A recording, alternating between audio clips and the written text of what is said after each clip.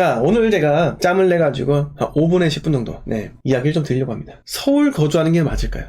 광역시에 거주하는 게 맞을까요?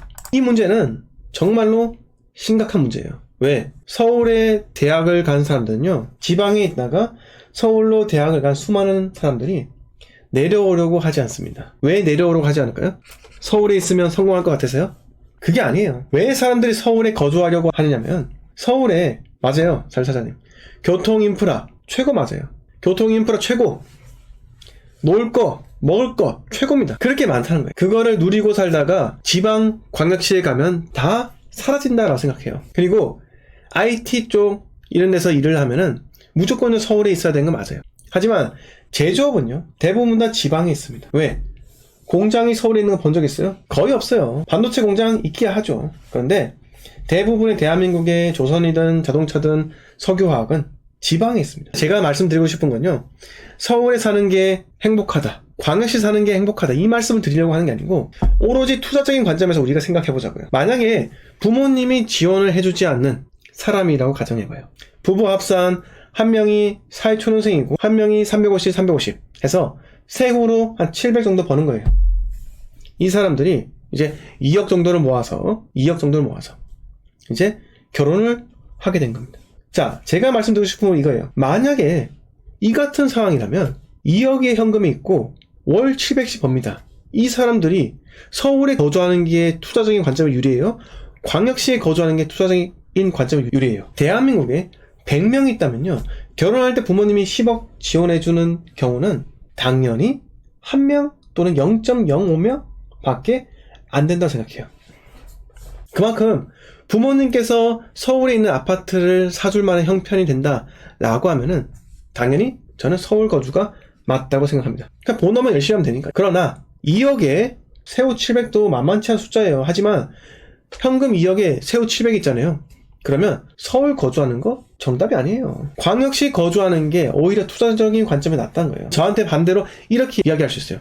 아니, 광역시 거주하는데 어떻게 부부가 합산 700번이냐고요? 말이 안 된다. 왜 안 돼요? 충분히 가능합니다. 제가 왜 이렇게 말씀드리냐, 어떤 사람이 이렇게 얘기해요. 광역시 거주하면 그 광역시 아파트 사봤자 그거 얼마 오른다고요? 응? 그거 뱀대가리 아니냐고. 용의 발톱에 때라도 하는 게 용의 몸에 올라타는 게 낫다, 이렇게 말씀하시는 분들도 계십니다. 그런데 저는 이렇게 말씀드리고 싶어요. 여러분, 광역시를 투자를 하라는 이유예요, 제가. 왜요? 서울 아파트를 못 사잖아요.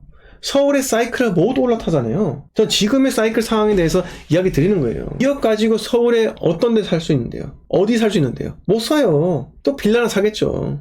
빌라나 단독 나홀로 아파트 이런 거 산다고요. 그만큼 투자적인 관점에서 리스크가 점점 커진다는 겁니다.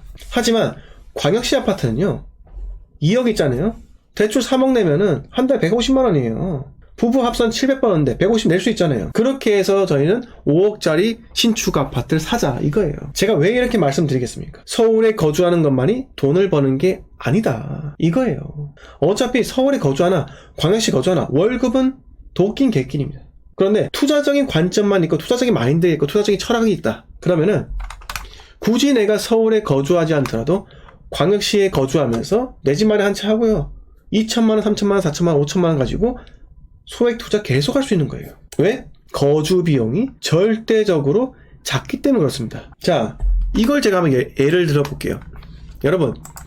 여러분들께서는 수많은 분들이 무조건 서울 아파트만 사야 된다라는 강박증을 갖고 있어요. 서울 아파트 오르는 거 보세요. 대치동에 있는 한보엄마예요. 보세요. 2013년도 7억 7천 하던 게 8년 1개월 동안 16억이 올랐어요. 이거 보면 눈알이 돌아간다고요. 정신이 미친다고요. 왜? 이거 샀으면 16억 오르는데. 그것도 맞습니다. 그런데 이때 사회초년생이 7억 주고 살 수 있어요? 네? 어쩔 수가 없습니다. 네.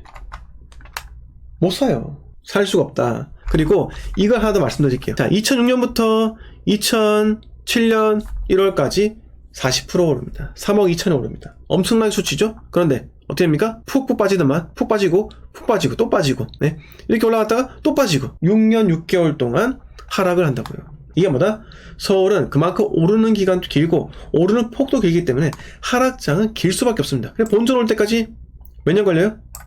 본전 올 때까지 9년 걸립니다. 10년 만에 본전이 온다고. 자, 그런데 2006년, 7년, 8년 1월 리먼 쇼크 때 우리가 만약에 울산에 신정, 현대, 홈턴이에요. 자, 리먼 쇼크부터 리먼 쇼크 보고 리먼 쇼크 모르겠다 계속 올라가잖아요.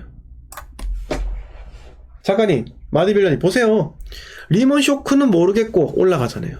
이게 광역시 부동산이에요. 울산만 그런 줄 아세요? 대구 리먼 쇼크는 모르겠고 계속 올라가잖아요. 이게 부동산이라고요. 서울 많이 올라간 거 맞습니다. 하지만 제가 말씀드렸다시피 부동산은요 2의 n승 투자예요. 한 채가 두 채가 되고요, 두 채가 세 채가 네 채가 되고, 네 채가 여덟 채가 된다니까요. 2의 1승은 2개고 2의 2승은 4개, 2의 3승은 6이에요? 아니죠, 8이잖아요. 이렇게 수익이 뻥뻥뻥 뛰는 게 주택 추가 한 번만 타면 다음엔 두 채, 다음엔 네 채, 다음엔 8채. 이게 바로 2의 n승 투자가 바로 지방광역시 투자라는 거예요. 제가 그래서 이번에 대구 사이클 타야 된다. 타기 위해서는요, 추후에 25년도, 26년도 부산을 타거나, 네? 부산을 못 타더라도 26, 27 대전을 타면 된다고요. 이렇게 한 번, 두 번 또는 세 번의 사이클을 우리가 탈 수가 있는데 이걸 무시한다고요? 무시하고 서울, 그냥 무조건 서울에 살아보세요. 소비가 장난 아닙니다. 지하철비 한 달 10년만 나가요. 제가 서울 10년 전에 살아봤는데, 11년 전에 살았는데, 그때 한 달 지하철 비용만 10만원입니다. 또 전 지방 촌놈이라서, 잠깐, 그냥 멍하니 그냥 환승 안 찍고 내리잖아요? 그냥 계속 붙어요. 미칩니다, 진짜. 교통비가 무슨, 애 학원비예요. 교통비가 무슨 한 달 헬성비입니다. 그런데 서울의 윤택한 인프라 너무 좋고요. 네. 서울에 맛집 있는 거 너무 좋아요. 하지만, 서울에 거주하는 게 좋을 때는요, 서울 부동산이 상승할 때는 좋겠죠. 하지만 서울 부동산이 상승하지 않을 때는요, 광역시 거주하는 게 더 좋다. 제가 이 말씀을 드린 이유는요, 서울에 살아도 돈을 벌고요, 지방 광역시에 살아도 돈 법니다.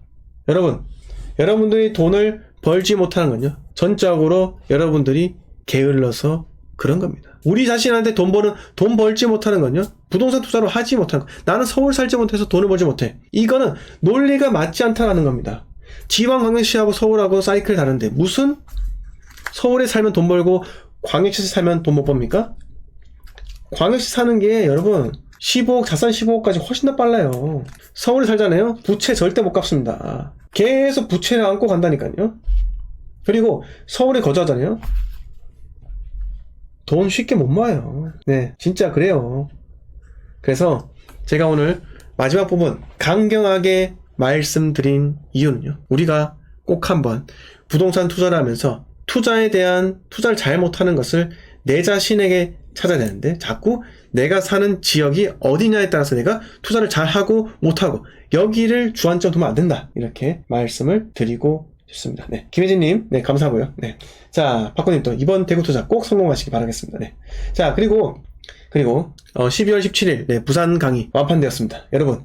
여러분들의 여러와 같은 성의, 네, 성원에 힘입어 부산 강의 완판되었고요. 그리고 12월 17일 딱 10분 한정으로 부산 강의, 네, 시작을 하도록 하겠습니다. 근데 좀 양해를 구할 부분이 있어요. 저번에 제가 강의 7월 달에 강의 하다 보니까 느낀 게 뭐냐면, 강의 신청하고 취소하시는 분들이 많더라고요. 그래서 지금 11분 받았어요, 일부러. 네. 11분 받았으니까요. 혹시나 그분이 우리들 중에 저를 너무 좋아서, 네, 꼭 봐야겠다 해서 11분이 다 신청을 하셨다. 지금 12명인가? 12명 그래요. 그랬다. 그러면은 양해를 구하게요. 12명 한정을 하겠습니다. 네. 자, 12월 4일 라이브 방송 여기까지 하겠습니다. 여러분 편안히 쉬시기 바라겠습니다. 이상 재테크일는 준생이었습니다. 감사합니다.